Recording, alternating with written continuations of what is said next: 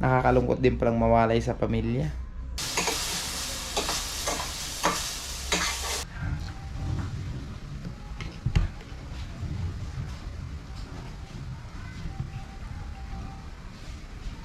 Kitang-kita sa mukha mong stress. Panibagong pagsubok ang susuungin ko mga kasinag.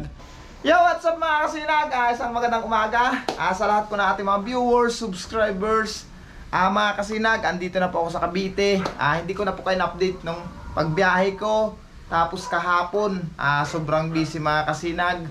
Shoutout din pala kay Mr. Eleboy Kaya. Nagpadala sa akin mga kasinag ng kakao at pili. Yun lang ang nakayanan kong dalhin sa kanya. Shoutout sa iyo, idol.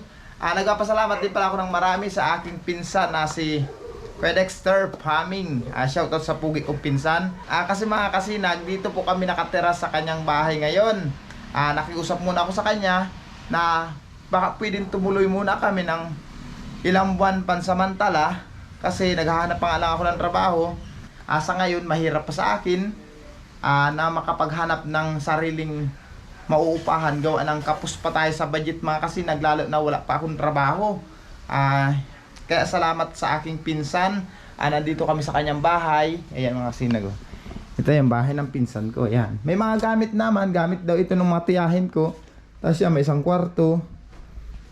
Ito yung bahay na yan namin. Tapos ang lutuan namin yan. Lutuan namin. Hindi ako marunong gumamit dito mga kasinag. Kasi itong lutuan na electric na ito, wala sa bundok. Buti na lang mga kasinag, may guide naman siya kung paano gamitin. Pakasaksak mo sa kuryente, pipindutin mo lang yan. Tapos kung ikaw magpiprito, magpapakulo ng tubig, nandito naman mga kasinag. Kaso kagabi, nagprito ako ng hotdog. Yung ginamit ko pala ditong kawali, nakabukol yung gitna. Kaya yung hotdog na pinirito ko, natutong. Hindi ako napag-vlog tuloy kagabi. Natutong. Pero kaya mga nagluto akong pancit canton. Yan yung lamusal namin. Hirap talaga mga kasinag pag hindi mo nakasanayang gamitin. Ito yung bahay ng pinsan ko. Ayan na yung pamangking ko. Kaway-kaway yung biboy. Hello, kasinag. Yan.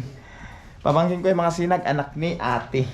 Yan ang kasama ko muna ngayon dito. Yung isa nasa trabaho. Siya naman bukas pa ang trabaho niya. Ako naman pati bukas mga kasinag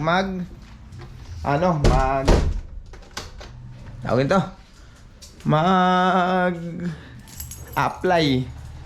mag-apply pa lang ako ng trabaho.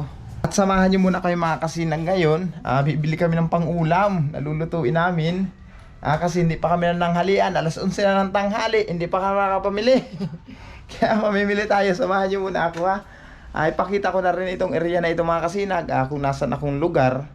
Baka may mga viewers ako na magpunta dito. Makapagbisita man lang sila. Alam nila mga kasinag. Let's go! Bukasan ang pinto. Bibili kami ng aming pang-ulam. Ito ang labas ng bahay. Anong pinsan ko mga kasinag, ganyan. Pupunta kami dun. Hahanap kami ng maluluto namin sa pananghalian. Magtitinda sa Sampaguita. Dito nga pala ito mga kasinag sa Ciudad Verde, sa Paradahan, papuntang 13. Ciudad Verde ang subdivision na ito. Ay mga kasinag, nakapamili na tayo. Nagbili tayong kalahating kilong baboy. Kasi tatlo lang naman kami doon. Tapos bili tayo mga ricado, saging. Lulutuin natin ngayon. Dito sa loob ng subdivision mga kasinag, may mga tindahan din.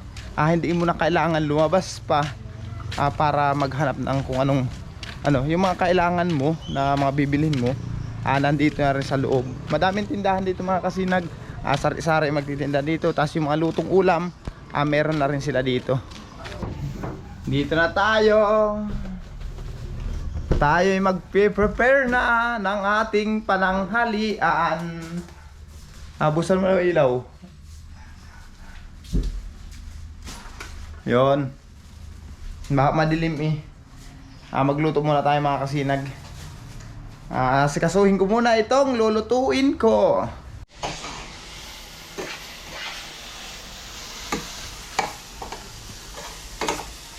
Ito pala yung aming niluto. Ayan, pakita mo. Tutok, pag nagtututok yan. Ayan yung aming niluto, baboy. Pinapamaramantika ko muna mga kasinag.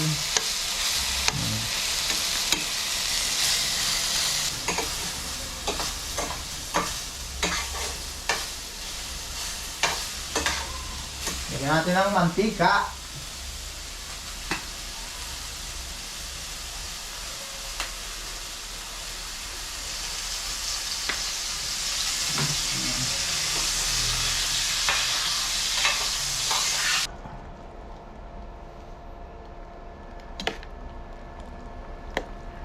Ayan na ang ating pananghalian.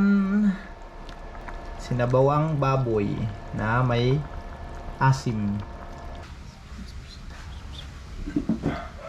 Lord, salamat po sa biyaya na ipinagkaloob mo sa amin ngayon.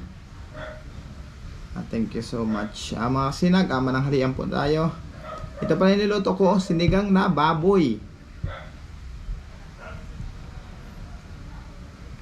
Ito ang ating pananghalian dito mga kasinag sa Cavite.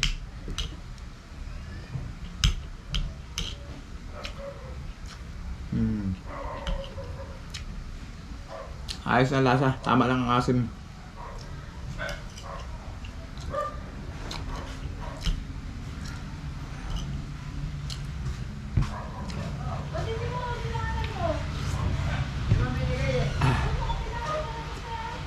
Sarap.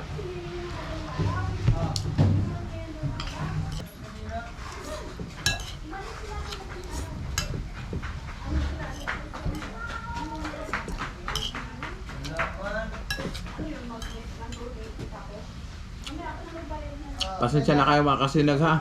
Kung ang vlog ko dito sa sentro talagang medyo maingay na. Gawa po ng nasa syudad na tayo.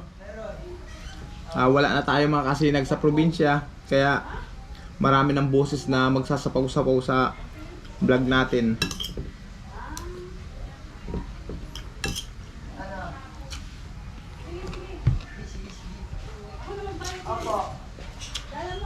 Opo. Saan ka nadaanan? Dito. Sa bahay mo? Fish mo?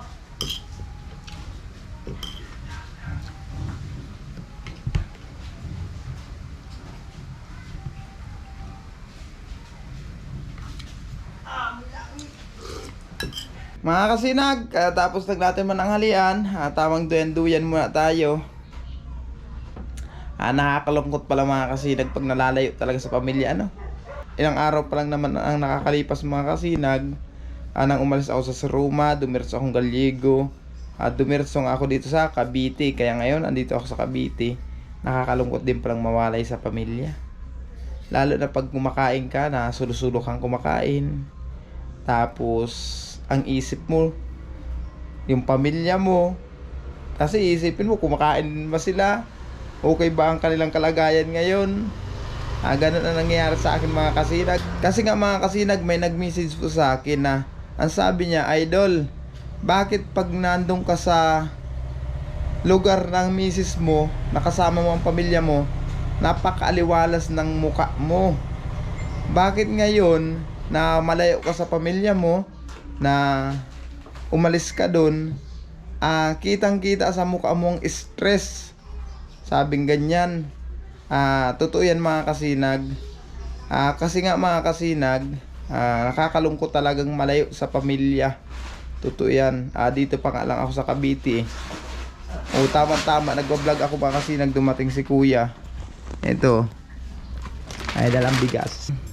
Ayan kuya, kaway ka muna sa camera. Yan. Yan yung kapatid ko mga kasinag na sumunod sa panganay. Nandito rin kasi siya sa Cavite. Dito rin nagkatrabaho.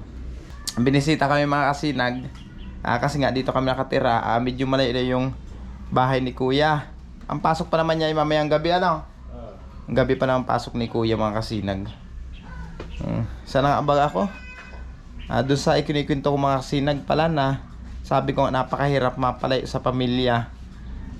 Totoo talaga yung mga kasinag. Kasi nung nandun ako, talaga napakaliwala sa mukha ako. Kasi kasama ko sila kampante ako . Ngayon talaga mga kasinag, stress, yung mga isipin nagsama-sama na. Kasi lalo na malayo ako sa kanila, iniisip ko na okay bang pamilya ko, kumusta ba sila doon. Kahit naka-video call ko sila, hindi pa rin mawala yung mag-isip ako mga kasinag. O lalo na ngayon, makipagsapalaran ako dito sa Cavite. Panibagong pagsubok ang susuungin ko mga kasinag. Panibagong pagsubok ang tatahakin ko dito. Pero suportahan nyo pa rin ako mga kasinag ha. Huwag nyo pa rin ako pabayaan. Na sana kahit andito na ako sa Cavite, suportahan nyo pa rin ako. Huwag nyo pa rin pabayaan ang aking YouTube channel. Nang sa ganon, makadagdag na rin mga kasinag sa aking mga gastusin, lalo na sa panonood nyo ng mga ads. Yan lang po ang hinihiling ko sa lahat ng ating mga viewers, subscribers na patuloy sumusuporta. Maraming salamat po. Hanggang dito lang. Bye-bye.